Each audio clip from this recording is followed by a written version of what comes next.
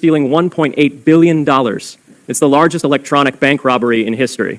In fact, it's the largest bank robbery in history. Thank you for the opportunity to speak with you today. My name is Peter Van Valkenburg, and I'm the Director of Research at Coin Center, an independent nonprofit focused on the public policy issues affecting cryptocurrency and public blockchain networks.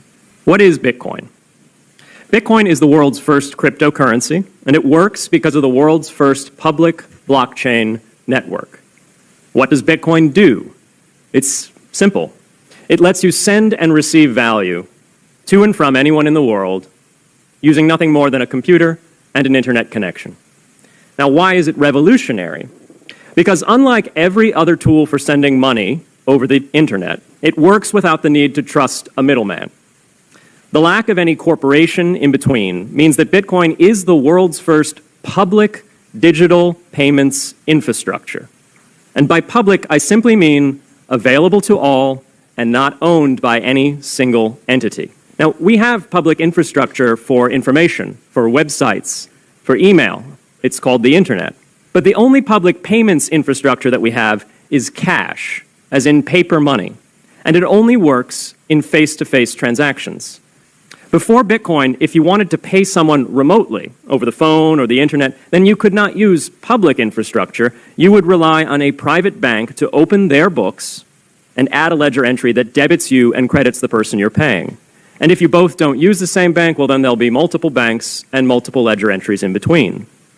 With Bitcoin, the ledger is the public blockchain, and anyone can add an entry to that ledger, transferring their Bitcoins to someone else. And anyone, regardless of their nationality, race, religion, gender, sex, or creditworthiness, can for absolutely no cost create a Bitcoin address in order to receive payments digitally.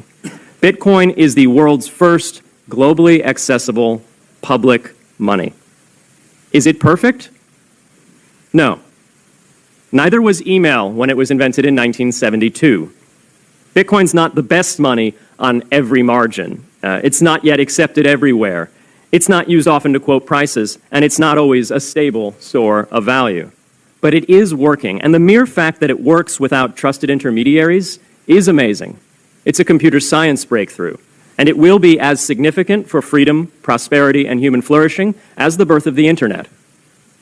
And Bitcoin is just the beginning. If we can replace private payments infrastructure, then we can replace other private choke points to human interaction as well.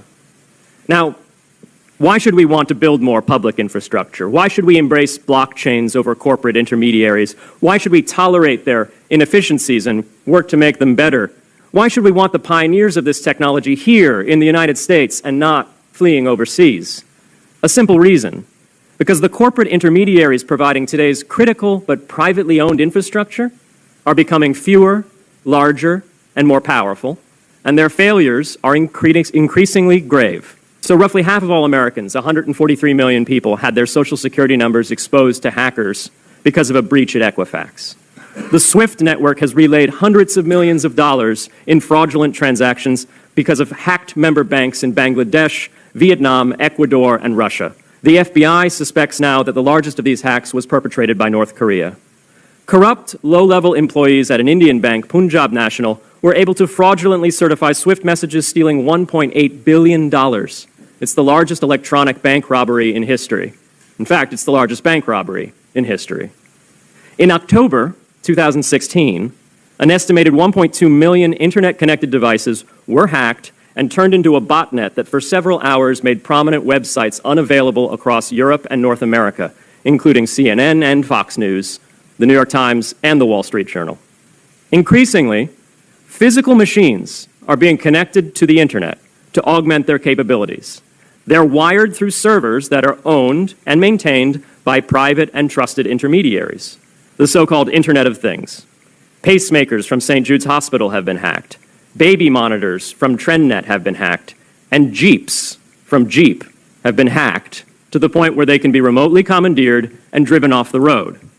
Now, those vulnerabilities are inescapable in systems that have single points of failure. It doesn't matter if the point of failure is a corporation or if it's a government. There shouldn't be a single point of failure. Similar choke points existed before the internet. If you wanted to deliver a message, you'd have to go through one of three television broadcasters, or a handful of newspapers. Private corporations are essential, but no critical infrastructure should rely on one or two. The internet removed single points of failure in communications infrastructure and ushered in a wave of competition among new media corporations building on top of its public rails. Blockchains can similarly disintermediate critical payments and IoT infrastructure. The technology is not yet ready to answer all of those questions today, but it is our best hope. And as with the internet in the 1990s, we need a light-touch, pro-innovation policy to ensure that these innovations flourish in America for the benefit and security of all Americans.